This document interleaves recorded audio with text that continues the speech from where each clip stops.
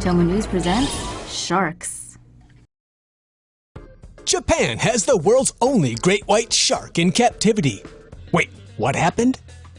Shark is on display at the Okinawa Churaumi Aquarium in Japan. And this is the only place in the world where a great white shark is being held in captivity. The 11.5-foot long killer was accidentally picked up in a net on Tuesday.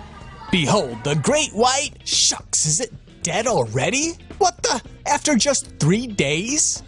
The cause of death is clear: captivity. The shark never had to die like this, said a spokesperson for the people of the ethical treatment of animals.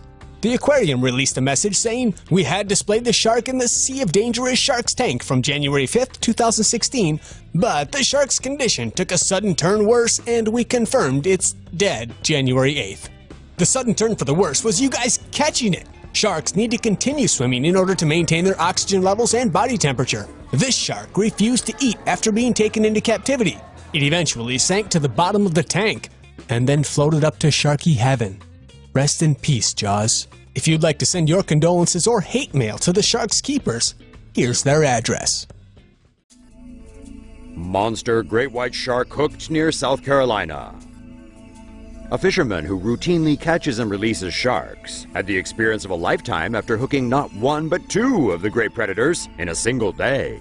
After setting off near the Hilton Head coast in South Carolina on Tuesday, Chip Michelov and his two-person crew hooked a great white shark weighing a whopping 3,000 pounds.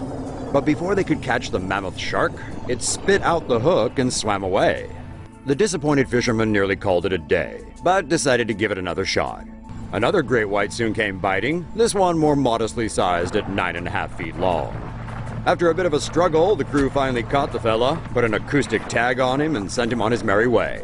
Tags typically stay on for 7 years and provide scientists with helpful data to study and protect the majestic predators. All in all, it was a pretty productive day for Michelov and his crew. Still, the fisherman can't help but pine for the one that got away. Great white sharks being hunted by killer whales.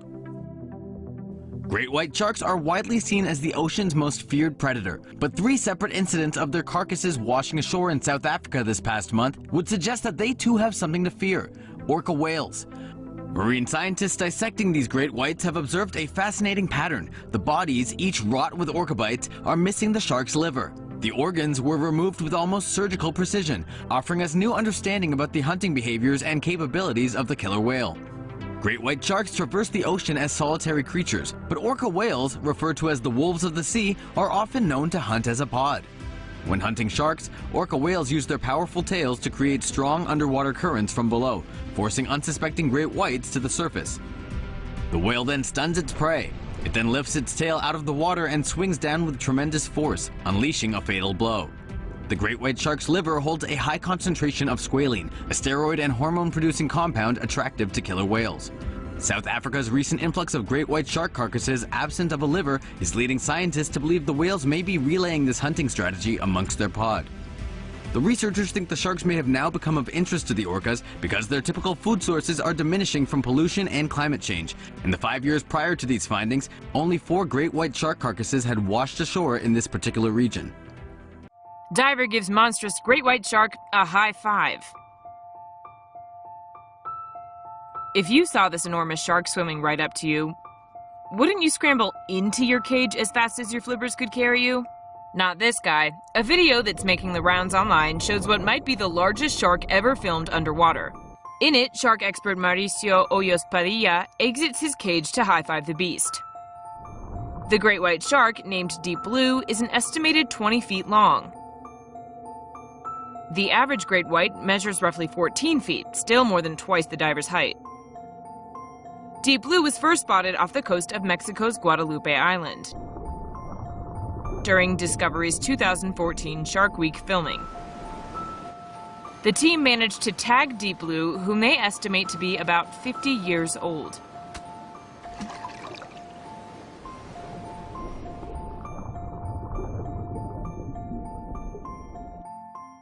The team, which included Mauricio, says the shark was pregnant at the time of filming, meaning she was likely super hungry. Mauricio, you're lucky you've still got that high-fiving hand, and the rest of you.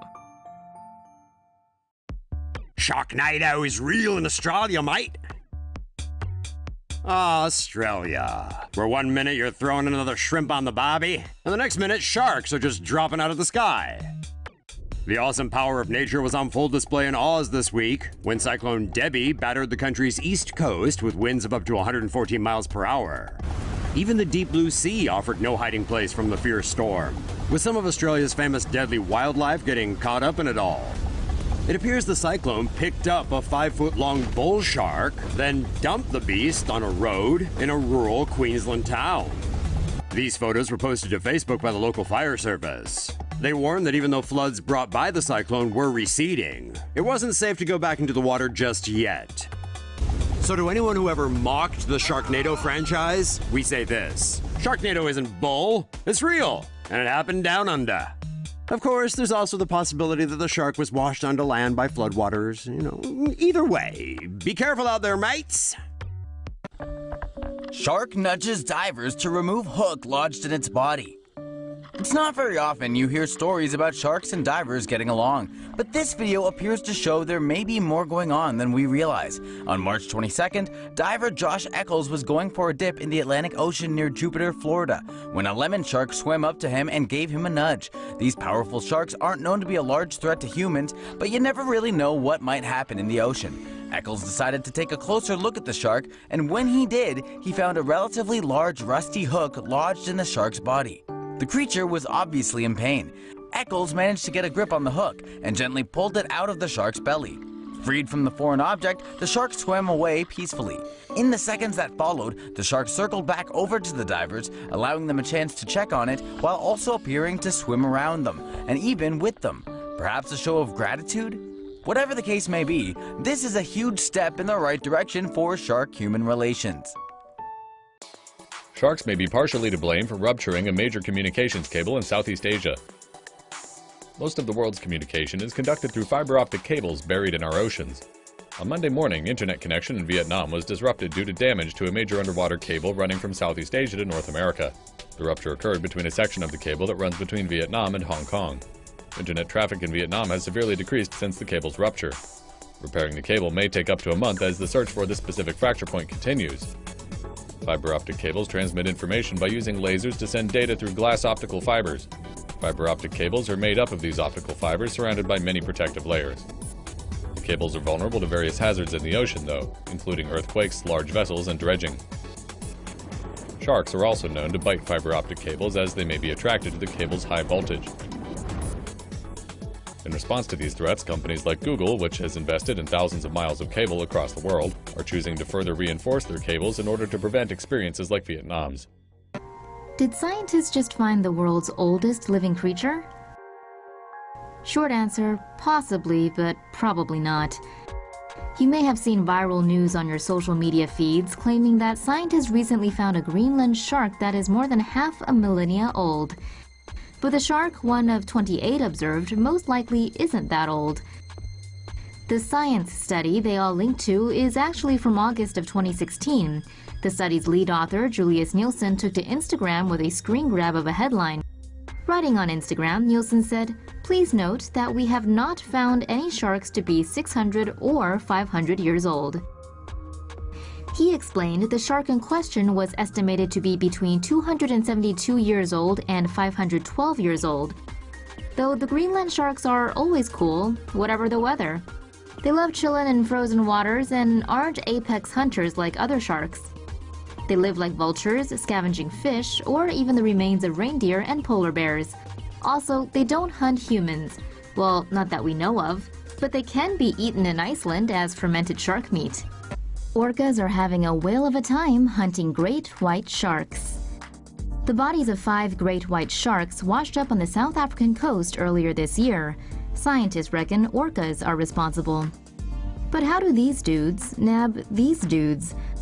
Orcas are believed to attack great white sharks with their tails and turn them on their backs.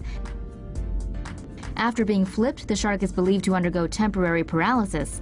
Next, the orca pushes it through the water. This motion suffocates the sharks. To finish its prey off, the orca is then believed to remove the shark's liver. So who are you more afraid of, sharks or orcas?